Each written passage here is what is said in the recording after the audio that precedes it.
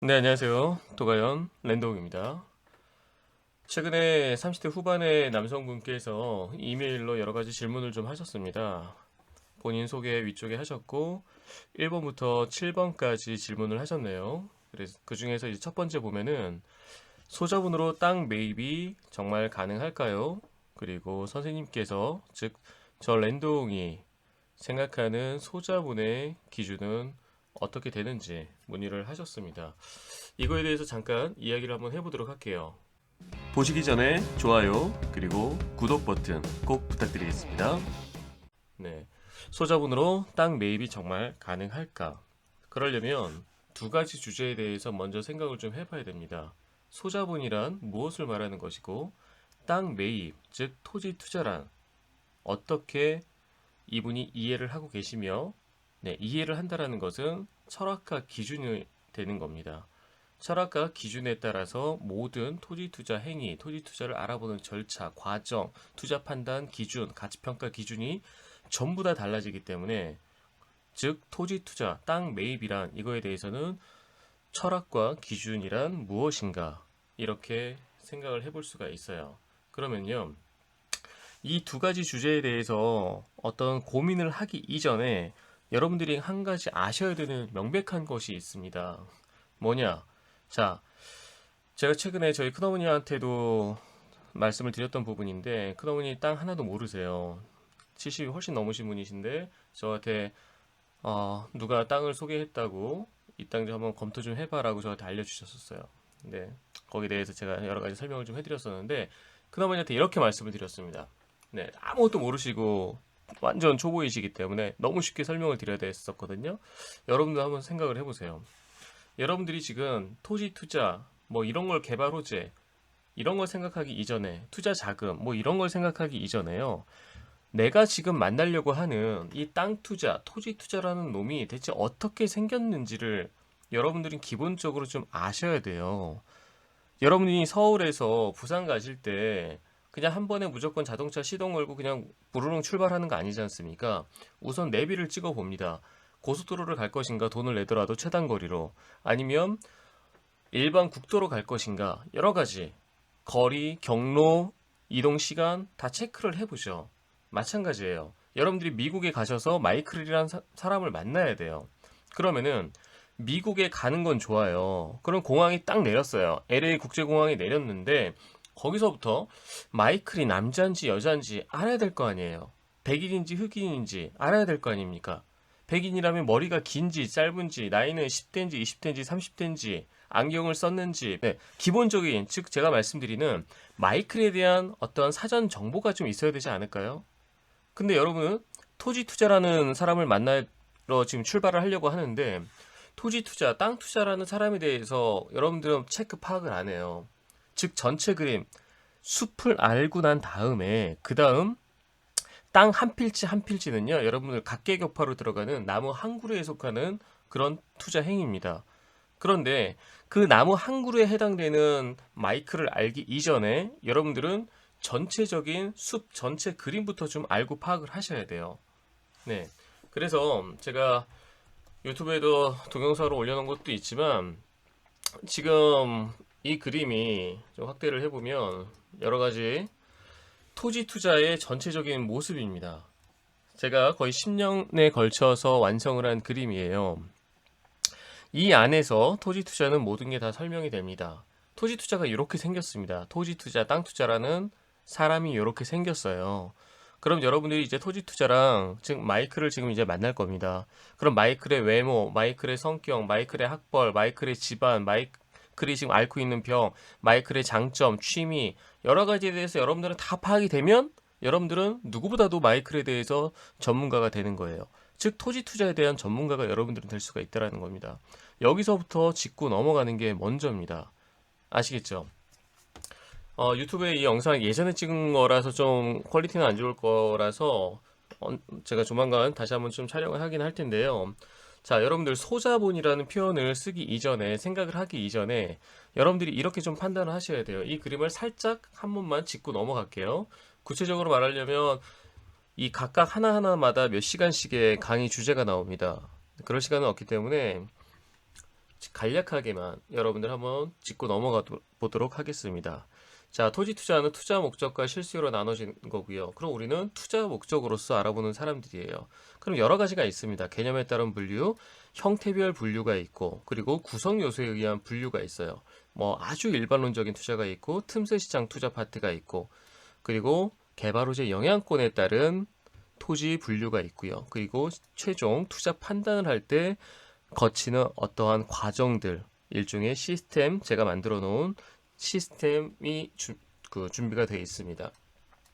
그럼 여러분들께서요, 소자본인지 중자본인지 대자본인지를 판단하실 때는 내가 투자하는 이 토지가 어디에 속한 애들인지 어디에 속한 땅인지에 따라서 천차만별로 달라집니다. 예를 들어서 개념에 따른 1차적 분류에서부터 시작을 한다면요. 자, 첫 번째로 가정법 논리가 세워지겠죠. 여러분들이 땅을 사는 이유는 그냥 사는 게 아니에요. 어떠어떠한 이유가 있기 때문에 사는 겁니다. 그런데 그 어떠어떠한 이유를 우리는 개발 호재라고 이야기를 합니다. 근데 그 개발 호재가 저는 총 3가지로 나누죠. 소문적 개발 호재, 그리고 예측 가능한 사실적 개발 호재, 마지막으로 확정적 개발 호재. 여러분들, 자, 용인 원산면을 이야기를 드리겠습니다. 최근 용인 원산면 SK 하이닉스가 들어갑니다. 그게 불과 몇 달 전에는 소문적 개발 호재였어요. 근데 지금은 확정적 개발 호재가 됐죠. 하지만 그 중간 과정은 예측 가능한 사실적 개발 호재였습니다. 자, 여러분들이 어떠한 단계에서 용인 원산면의 땅을 알아보느냐에 따라서 여러분들은 자금대가 달라질 수가 있어요. 즉, 가정법 논리, 만약에 용인 원산면에 SK가 들어선다면 내가 지금 알아보는 이 땅이 돈이 되겠지 라고 하는 소문적 개발 호재 단계에서 여러분들이 알아보실 때는 거기에 따라서 그리고 거기에 따라서 투자 형태별 분류와 그리고 구성 요소에 따른 땅을 볼 때 여러분들은 자금대가 틀려질 수가 있습니다. 즉, 이렇게 표현을 좀 할게요. 자, 지금 복잡하죠? 이런 하나하나에 대한 지식들을 여러분들이 좀 알고 계셔야 되는데 분명히 여러분들 거기까지 오시기는 힘들 것 같고요. 따라오기는. 기본적으로 이렇게 생각을 하시기 바랍니다. 여러분들 소자본이라고 했을 때는요. 저 랜동이 볼 때는 최소한 2억을 얘기합니다.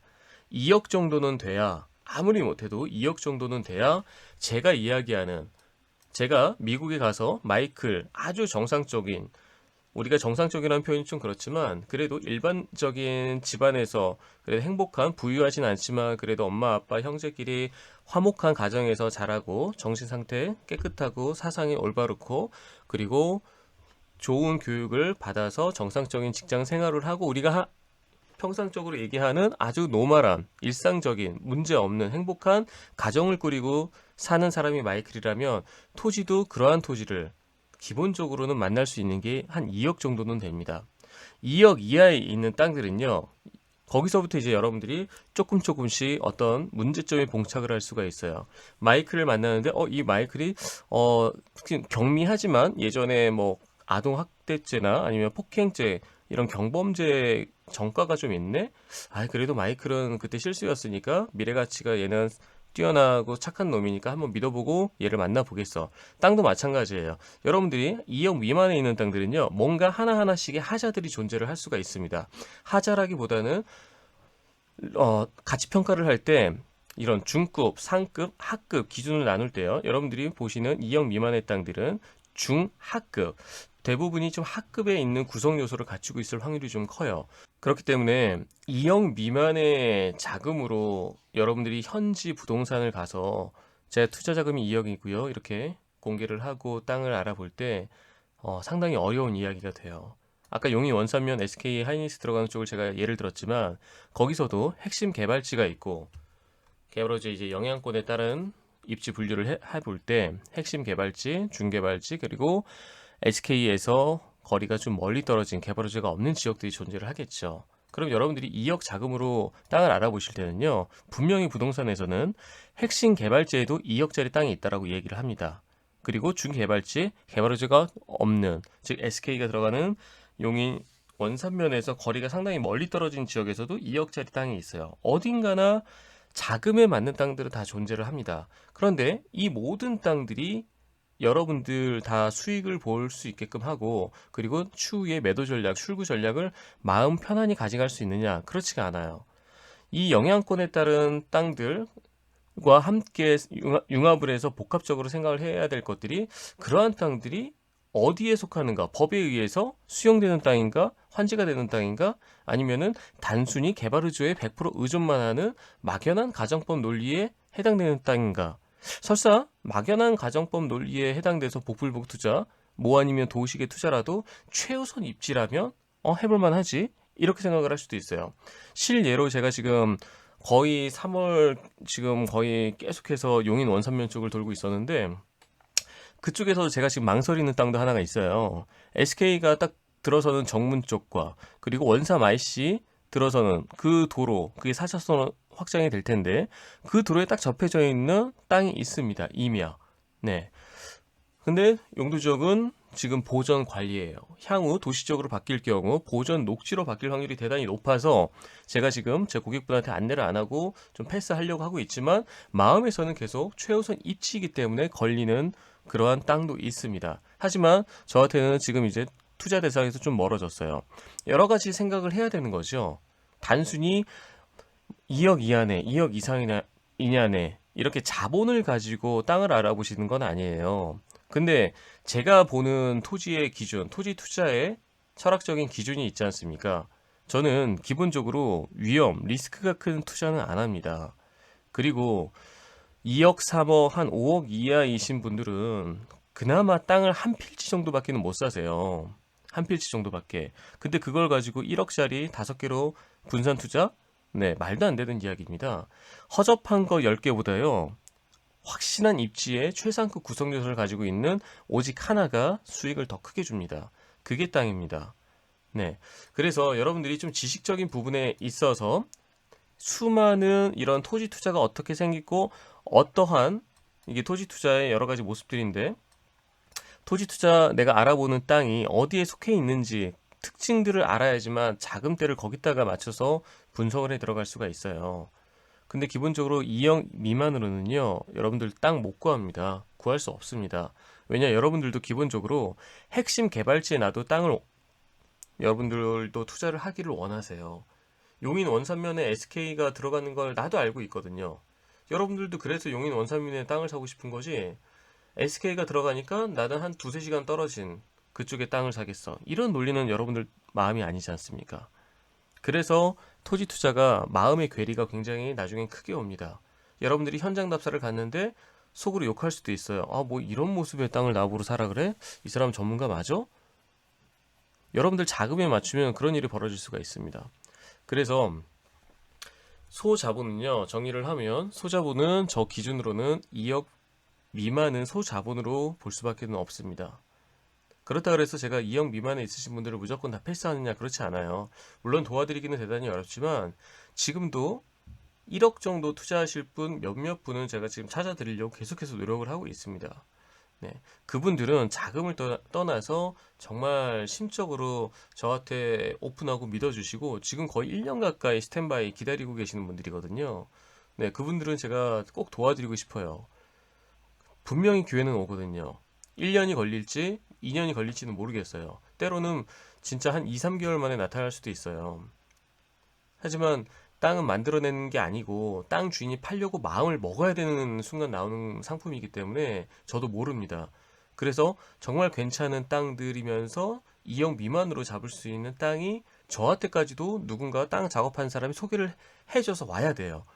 네, 그렇기 때문에 토지 투자는 결국에는 인맥 싸움인데, 자, 소자본 2억 미만, 여러분들 대단히 어려운 이야기입니다. 네, 2억 미만으로 땅을 맞추려 그러면 얼마든지 널리고 널렸어요. 근데 여러분들이 어떤 철학과 기준을 가지고 있느냐에 따라서, 어떤 종류의 마이크를 만날까에 따라서 달라집니다. 아시겠죠? 이왕이면 진짜 어, 정상적인 어떤 사상과 생각과 모습을 가지고 있는 마이크를 만나야 그래도 여러분들도 노멀한 인생을 살아갈 수가 있지 않습니까? 진짜 용기가 많고 담력이 크신 분들은 복불복 한방 투자를 위해서 하자가 많은 마이크를 만날지도 몰라요. 네. 아니면 자본력이 굉장히 큰 분들은 그냥 뚝뚝 던져 놓습니다. 네. 하이 리스크 하이 리턴이죠. 아시겠죠? 자, 90%의 사람들이 땅을 사는 과정은 그래요. 네, 이걸 한번 루틴을 제가 살짝 한번 언급을 해드려 볼게요.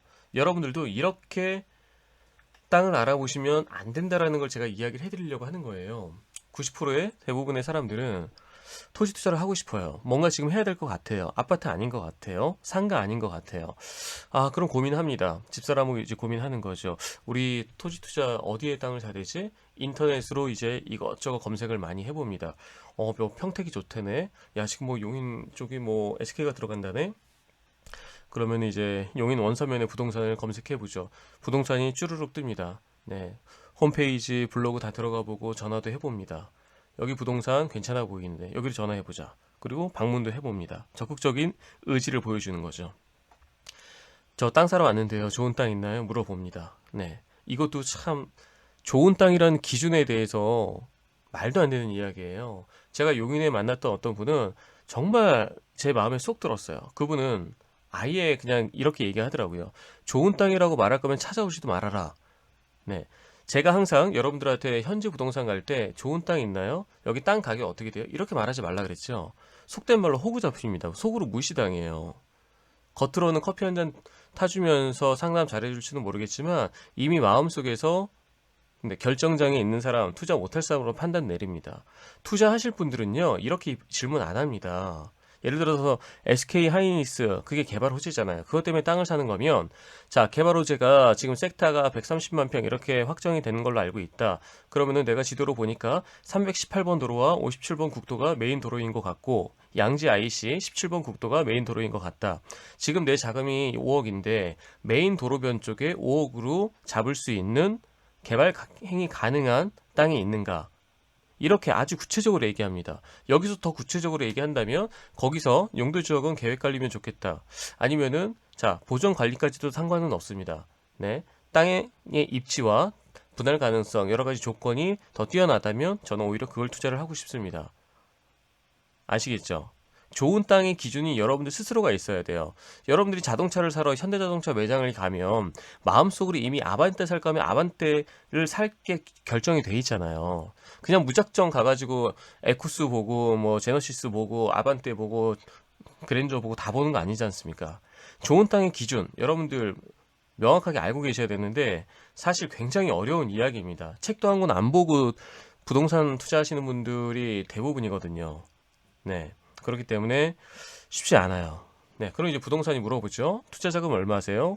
아, 그 자금에 맞는 땅이 마침내 있습니다. 보러 가실까요?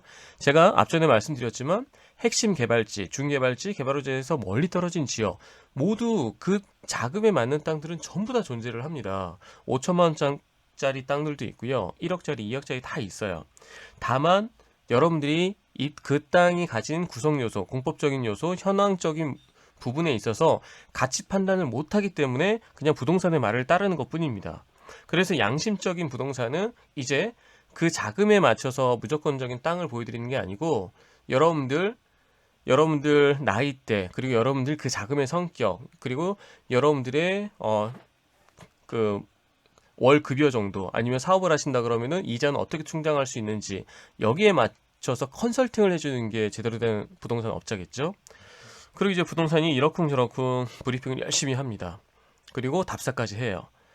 집으로 이제 돌아오겠죠. 그리고 집사람이랑 이제 앉아가지고 네, 앞전에 이미 3시간, 4시간 전에 들었던 게 흐지부지 됩니다. 혼란스러워요. 결정 못합니다.